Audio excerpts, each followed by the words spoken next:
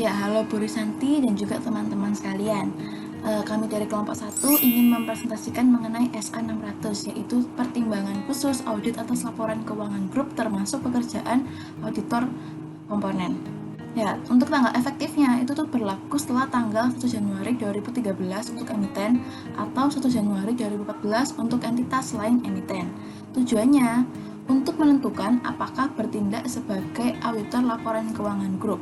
Jika bertindak sebagai auditor laporan keuangan grup, maka auditor harus berkomunikasi secara jelas dengan auditor komponen mengenai ruang lingkup dan waktu pengerjaan mereka atas informasi keuangan yang berkaitan dengan komponen serta temuan-temuan mereka, dan juga auditor harus memperoleh bukti audit yang cukup dan tepat mengenai informasi keuangan komponen dan proses konsolidasi untuk menyatakan suatu opini apakah laporan keuangan grup itu telah disajikan dalam semua hal yang material sesuai dengan kerangka pelaporan keuangan yang berlaku.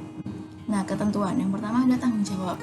Nah, rekan perikatan grup bertanggung jawab atas pengarahan, penyupervisian, dan pelaksanaan perikatan audit grup sesuai dengan standar profesional dan ketentuan peraturan perundang-undangan yang berlaku. Dan apakah laporan auditor yang diterbitkan telah sesuai dengan kondisinya. Sebagai akibatnya, maka laporan auditor atas laporan keuangan grup tidak boleh mengacu ke auditor komponen, kecuali jika diharuskan oleh peraturan perundang-undangan untuk memasukkan pengacuan tersebut. Jika pengacuan tersebut diharuskan oleh peraturan perundang-undangan, maka laporan auditor harus menunjukkan bahwa pengacuan tersebut tidak menghilangkan tanggung jawab rekan perikatan grup atau firm dari rekan perikatan grup atas opini audit grup. Nah, kemudian ada strategi audit keseluruhan dan rencana audit. Nah, jadi tim perikatan grup harus menetapkan apakah strategi audit grup keseluruhan dan harus mengembangkan rencana audit grup berdasarkan SA 300. Rekan perikatan grup harus menelaah strategi dan rencana audit grup keseluruhan. Ini merupakan bagian penting pemenuhan tanggung jawab rekan perikatan grup untuk mengarahkan perikatan audit grup. Kemudian ada pemahaman atas grup, komponen, dan lingkungannya. Jadi, auditor itu diharuskan untuk mengidentifikasi dan menilai risiko kesalahan penyajian material melalui pemerolehan pemahaman tentang entitas dan lingkungannya. Tim perikatan itu grup harus ada dua hal. Yang pertama adalah memperluas pemahamannya tentang grup dan komponen serta lingkungannya, termasuk pengendalian grup secara keseluruhan yang diperoleh selama tahap penerimaan dan keberlanjutan. Yang kedua, memperoleh pemahaman tentang proses konsolidasi, termasuk instruksi yang dikeluarkan oleh manajemen grup kepada komponen. Nah, tim perikatan grup itu juga harus memperoleh pemahaman yang cukup untuk ada dua hal juga. Yang pertama adalah mengkonfirmasi atau merevisi identifikasi awal tentang komponen yang kemungkinan signifikan. Yang kedua, menilai risiko kesalahan penyaji material, laporan keuangan grup baik yang disebabkan oleh kecurangan maupun kesalahan. Nah, kemudian ada pemahaman auditor komponen. Jika tim perikatan grup merencanakan untuk meminta auditor komponen untuk melaksanakan pekerjaan atas informasi keuangan komponen, maka tim perikatan grup harus memperoleh pemahaman tentang hal berikut. Yang pertama adalah apakah auditor komponen memahami dan akan mematuhi ketentuan etika yang relevan dengan audit grup, dan terutama apakah auditor komponen independen. Ketika melaksanakan pekerjaan atas informasi keuangan suatu komponen untuk audit grup, maka auditor komponen harus tunduk terhadap ketentuan etika yang relevan dengan audit grup. Yang kedua, kompetensi profesional auditor komponen. Yang ketiga adalah apakah tim perikatan grup dapat terlibat dalam pekerjaan auditor komponen sepanjang diperlukan untuk memperoleh bukti audit yang cukup dan tepat. Yang keempat, apakah auditor komponen beroperasi pada suatu lingkungan yang aktif mengawasi auditor? Jika badan pengawas independen telah menetapkan untuk mengawasi profesi audit dan memantau mutu audit berdasarkan tentang lingkungan regulasi yang dapat membantu tim perikatan grup dalam mengevaluasi independensi dan kompetensi auditor komponen. Informasi tentang lingkungan regulasi diperoleh dari auditor komponen atau informasi yang disediakan oleh badan pengawas independensi. Nah, sekarang kita akan membahas tentang materialitas. Dalam materialitas ini, tim perikatan grup harus menentukan beberapa hal pada berikut ini. Yang pertama itu materialitas bagi laporan keuangan grup sebagai keseluruhan pada waktu menetapkan strategi audit grup secara keseluruhan. Lalu, materialitas komponen untuk komponen yang di dalamnya auditor komponen akan melaksanakan suatu audit atau suatu review untuk tujuan audit grup. Lalu, ambang batas di mana kesalahan penyajian di atas ambang batas tersebut tidak boleh dianggap tidak penting bagi laporan keuangan grup. Lalu bagaimanakah respon terhadap risiko yang telah dinilai? Jadi auditor itu diharuskan untuk merancang dan mengimplementasikan respon tepat yang ditujukan ke risiko yang telah dinilai atas kesalahan penyajian material laporan keuangan.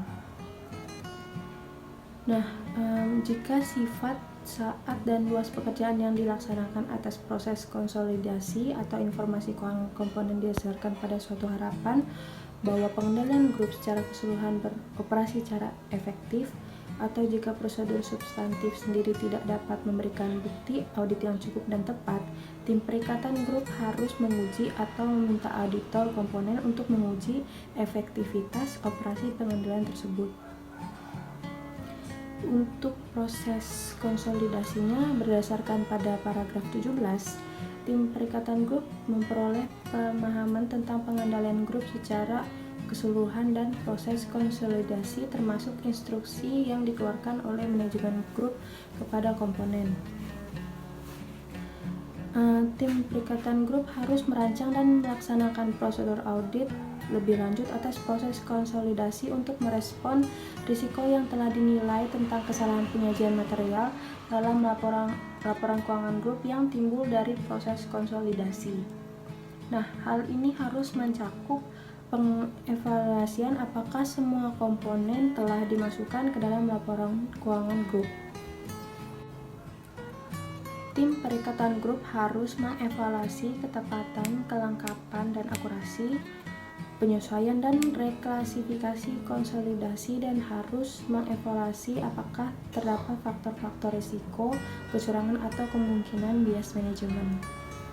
Lanjut sekarang ke peristiwa setelah periode pelaporan. Jadi ketika suatu perikatan grup ataupun auditor itu melaksanakan audit atas informasi keuangan entitas, maka tim perikatan grup itu dan auditornya harus melaksanakan suatu prosedur untuk mengidentifikasi peristiwa di entitas tersebut yang terjadi antara tanggal informasi keuangan komponen dengan tanggal laporan auditor atas laporan keuangan grup, dan yang mungkin untuk disesuaikan terhadap pengungkapan dalam laporan keuangan grup. Nah, lain hal jika auditor itu melaksanakan pekerjaan selain pekerjaan audit atas informasi keuangan entitas, maka tim perikatan grup itu harus meminta auditor untuk memberitahu tim perikatan grup ketika mereka itu telah mengetahui peristiwa setelah periode pelaporan yang mungkin itu diperlukan penyesuaian terhadap atau pengungkapan dalam laporan keuangan grup. Ya, selanjutnya masuk ke poin yaitu komunikasi dengan auditor komponen. Jadi tim perikatan grup di sini tuh harus mengkomunikasikan ketentuan-ketentuannya kepada auditor komponen. Nah, komunikasi ini itu harus menegaskan apa saja sih pekerjaan yang harus dilaksanakan oleh auditor komponen, lalu yang kedua pemanfaatan pekerjaannya tersebut, lalu yang ketiga bentuk dan isi komunikasi auditor komponen kepada tim perikatan grup. Nah, komunikasi-komunikasi ini harus mencakup hal-hal berikut ini, yaitu yang pertama adalah permintaan bahwa auditor komponen itu dengan mengetahui konteks dari tim perikatan grup akan menggunakan pekerjaan auditor komponen, mengkonfirmasi bahwa auditor komponen itu akan bekerja sama dengan tim perikatan grup. Lalu poin kedua, ketentuan etik yang relevan dengan audit grup. Lalu yang ketiga, dalam hal suatu audit atau review atas informasi keuangan, maka materialitas komponen dan ambang batas di mana kesalahan penyajiannya itu harus dibuat, dan juga ambang batas di mana tidak boleh dianggap tidak penting bagi laporan keuangan grup. Lalu yang keempat, ada risiko kesalahan penyajian material yang signifikan yang teridentifikasi dalam laporan keuangan grup karena kecurangan ataupun kesalahan yang relevan dengan pekerjaan auditor komponen. Lalu yang kelima, suatu daftar pihak berelasi yang dibuat oleh manajemen grup dan pihak berelasi lain yang diketahui oleh tim perikatan grup.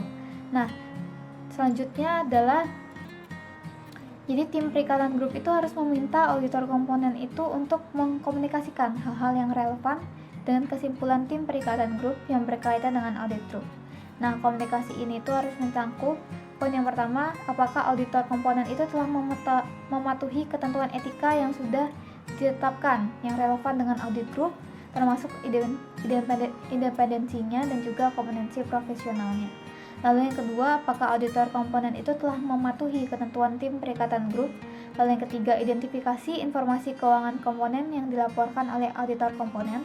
Lalu yang keempat, ada informasi tentang ketidakpatuhan terhadap peraturan perundang-undangan yang dapat mengakibatkan kesalahan penyajian material dalam laporan keuangan grup. Lalu daftar kesalahan penyajian yang tidak dikoreksi dalam informasi keuangan komponen. Lalu selanjutnya indikator tentang kemungkinan adanya bias di manajemen. Lalu selanjutnya adalah penjelasan adanya defisiensi signifikan dalam pengendalian internal yang teridentifikasi di tingkat komponen. Lalu hal-hal signifikan lain yang dikomunikasikan oleh auditor komponen atau diharapkan akan dikomunikasikan kepada pihak yang bertanggung jawab atas tata kelola komponen. Lalu hal-hal yang lain yang mungkin relevan terhadap audit group. Dan yang terakhir, temuan, kesimpulan, dan opini terhadap keseluruhan auditor komponen. Nah, selanjutnya adalah pengevaluasian atas kecukupan dan ketepatan bukti audit yang diperoleh. Nah, yang pertama itu pengevaluasian atas komunikasi dan kecukupan auditor komponen. Nah, dalam hal ini tim perikatan grup itu harus yang pertama yaitu mendiskusikan hal-hal signifikan yang timbul dari pengevaluasian dengan auditor komponen atau manajemen grup. Lalu yang kedua yaitu menentukan apakah diperlukan untuk menelaah bagian relevan yang lain dari dokumentasi audit auditor komponen. Nah, setelah itu tim perikatan grup itu menyimpulkan pekerjaan yang dilakukan auditor komponen. Nah, apabila pekerjaan auditor komponen itu tidak cukup, tim perikatan grup itu harus menentukan prosedur audit tambahan yang harus dilaksanakan dan apakah prosedur tersebut itu harus dilaksanakan oleh auditor komponen atau tim perikatan grup. Nah, balik lagi ke awal untuk mengevaluasi apakah bukti audit yang cukup dan tepat telah diperoleh dari prosedur audit yang dilaksanakan.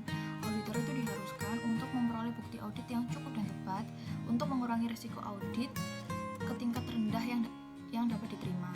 Ketentuan yang selanjutnya yaitu komunikasi dengan manajemen grup dan pihak yang bertanggung jawab atas tata kelola grup. Nah, yang pertama yaitu komunikasi dengan manajemen grup. Nah, dalam hal ini tim perikatan grup itu harus menentukan defisiensi teridentifikasi dalam pengendalian internal untuk dikomunikasikan kepada pihak yang bertanggung jawab atas tata kelola dan manajemen grup. Nah, hal-hal yang perlu dipertimbangkan yang pertama yaitu defisiensi dalam pengendalian internal grup secara keseluruhan yang telah diidentifikasi oleh tim perikatan grup. Nah, yang kedua yaitu defisiensi dalam pengendalian internal yang telah ditemukan oleh auditor grup di komponen. Lalu yang terakhir yaitu defisiensi dalam pengendalian internal yang dilaporkan oleh auditor komponen kepada tim perikatan grup. Nah, selanjutnya yaitu komunikasi dengan pihak yang bertanggung jawab atas tata kelola grup. Dalam hal ini, tim perikatan audit itu harus mengkomunikasikan beberapa hal, yaitu yang pertama, bagaimana sih ringkasan tipe pekerjaan yang harus dilaksanakan atas informasi keuangan komponen. Lalu yang kedua yaitu bagaimana sifat keterlibatan tim perikatan audit yang direncanakan dalam pekerjaan yang dilaksanakan oleh auditor komponen. Lalu yang ketiga yaitu hal-hal yang dihasilkan dari pengevaluasian tim perikatan grup atas pekerjaan auditor komponen yang berkaitan dengan mutu pekerjaan auditor. Lalu yang keempat yaitu keterbatasan dalam audit grup. Nah, contohnya itu jika tim perikatan audit itu terbatas dalam mencari informasi. Lalu yang terakhir yaitu kecurangan atau dugaan kecurangan yang melibatkan manajemen grup dan manajemen komponen serta karyawan yang berperan, yang kecurangannya itu mengakibatkan kesalahan penyajian material dalam laporan keuangan grup. Selanjutnya yaitu dokumentasi. Nah, dalam hal ini tim perikatan grup itu harus memasukkan hal-hal berikut, yaitu yang pertama suatu analisis atas komponen. Nah, di sini tuh harus menunjukkan bahwa komponen tersebut itu signifikan dan juga tipe pekerjaan yang telah dilaksanakan atas informasi keuangan komponen. Lalu yang kedua yaitu sifat, saat, dan luas keterlibatan tim perikatan grup dalam pekerjaan yang dilaksanakan oleh auditor komponen atas komponen signifikan. Lalu yang ketiga yaitu komunikasi tertulis antara tim perikatan grup dengan auditor komponen tentang ketentuan tim perikatan grup. Nah, sekian video dari kelompok kami. Terima kasih.